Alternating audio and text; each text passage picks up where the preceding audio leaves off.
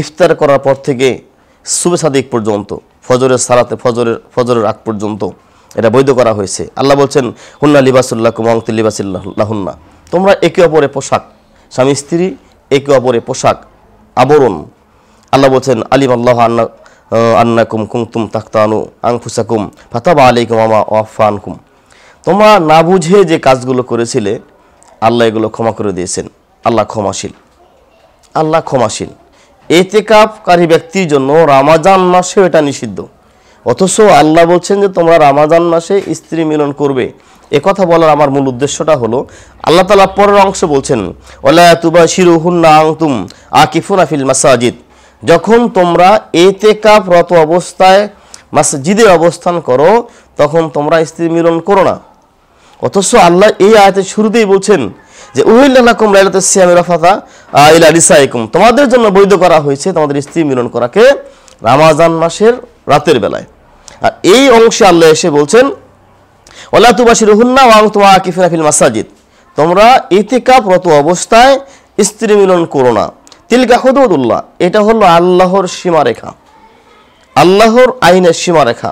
ফালা তাকরাবুহা, তোমরা এটা নিকটবর্তী হও না। কারণ প্রত্যেক রাজার, প্রত্যেক বাদশার একটা সীমানা আছে। মুহাম্মদ সাল্লাল্লাহু আলাইহি সাল্লাম বলছেন প্রত্যেক রাজা বাদশার নির্ধারিত সীমানা আছে, আর আল্লাহর সীমানা হলো হালাল এবং হারাম, নিষিদ্ধ এবং বৈধ কাজগুলো। এখানে রমজান মাসে রাতের বেলায় স্ত্রী মিলন বৈধ হওয়ার পরেও আল্লাহ রাব্বুল আলামিন পরের অংশে বলছেন যে তোমরা ইতিকাফরত অবস্থায় স্ত্রী মিলন করো না। স্ত্রী মিলন ছাড়া আল্লাহ নবী সাল্লাল্লাহু আলাইহি সাল্লাম ইতিকাফরত অবস্থায় মসজিদ থেকে তার মাথাকে বের করে দিলেন।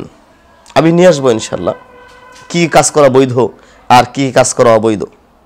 ইতিকাফরত অবস্থায় মুহাম্মদ সাল্লাল্লাহু আলাইহি সাল্লাম তার মাথাকে বের করে দিলেন। মা আয়েশা বলছেন আমি তার মাথাকে চিরুনি করে দিলাম, আল্লাহ সাল্লাল্লাহু মাথাকে ধুয়ে পরিষ্কার করে দিলাম, তখন আমি ঋতুবতী। তার মানে ইতিকাফরত অবস্থায় নিজের মাথা বের করে দিয়ে স্ত্রীর থেকে মাথা ধুয়ে নেওয়া যাবে, স্ত্রী থেকে মাথা ধুয়ে নেওয়া যাবে, কিন্তু বের হয়ে শারীরিক প্রয়োজন ছাড়া বের হয়ে অন্য কোনো কাজ করা যাবে না, মসজিদে স্ত্রী মিলন করাও যাবে না।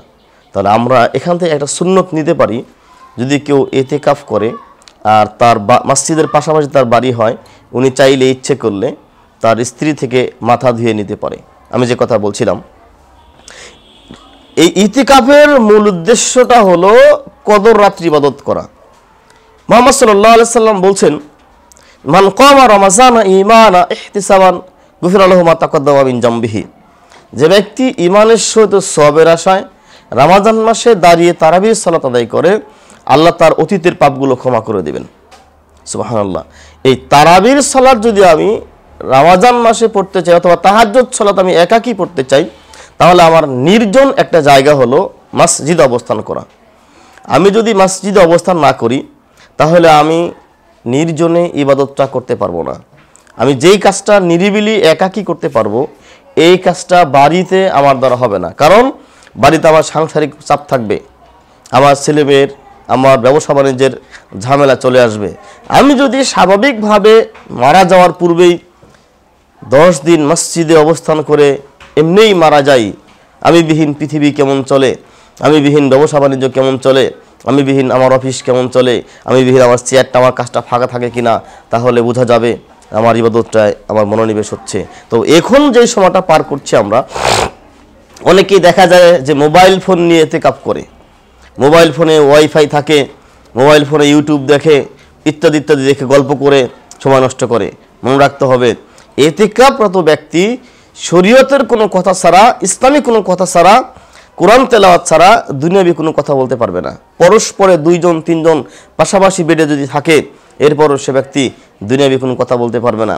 যদি প্রয়োজন হয় তাহলে এই লোকটা কোরআনের কথা বলবে, হাদিসের কথা বলবে, তাছাড়া দুনিয়াবি কোনো কথা এই ব্যক্তির জন্য বৈধ নয়। মুহাম্মদ সাল্লাল্লাহু আলাইহি ওয়াসাল্লাম বলছেন মান কামা লাইলাতুল কদরি ঈমানান ইহতিসাবান গুফিরা লাহু মা তাকাদ্দামা মিন জামবিহি, যে ব্যক্তি ঈমানের সহিত সওয়াবের আশায় কদর রাত্রি জেগে ইবাদত করবে আল্লাহ তার অতীতের সব পাপ ক্ষমা করে দেবেন। কদর রাত্রি ইবাদত করার একটা গুরুত্বপূর্ণ মাধ্যম হলো ইতিকাফ করা। যেই কাজ মুহাম্মদ সাল্লাল্লাহু আলাইহি ওয়াসাল্লাম করেছেন, তার সাহাবায়ে কেরাম করেছেন, কদর রাত্রি পাওয়ার জন্য ইতিকাফ করেছেন। আল্লাহ নবী সাল্লাল্লাহু আলাইহি ওয়াসাল্লামের স্ত্রীগণ ইতিকাফ করেছেন।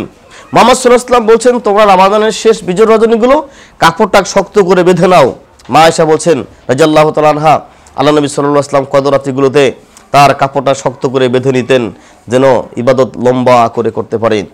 এই একটি মাত্র উদ্দেশ্য, কদর রাত্রি পাওয়াটাই হলো এই ইতিকাফের মূল উদ্দেশ্য। যদি কেউ কদর রাত্রি পেতে যায় তাহলে সে যেন ইতিকাফ করে। আমরা কি জানি এই কদর রাত সম্পর্কে? সহিহ বুখারীর 2015 নম্বর হাদিস, ইবনে ওমর হাদিসটা বর্ণনা করেছেন রাদিয়াল্লাহু তাআলা আনহু, যে আন্না রিজালান মিন আসহাবি নবী সাল্লাল্লাহু আলাইহি সাল্লাম আরা লাইলাতুল কদরি ফিল মানামি সাবঈ আখরিন। আল্লাহ নবী সাল্লাল্লাহু আলাইহি ওয়াসাল্লামের সাহাবাদের অনেকেই স্বপ্ন দেখলেন রমাদানের শেষ 7 দিন হলো কদর রজনী।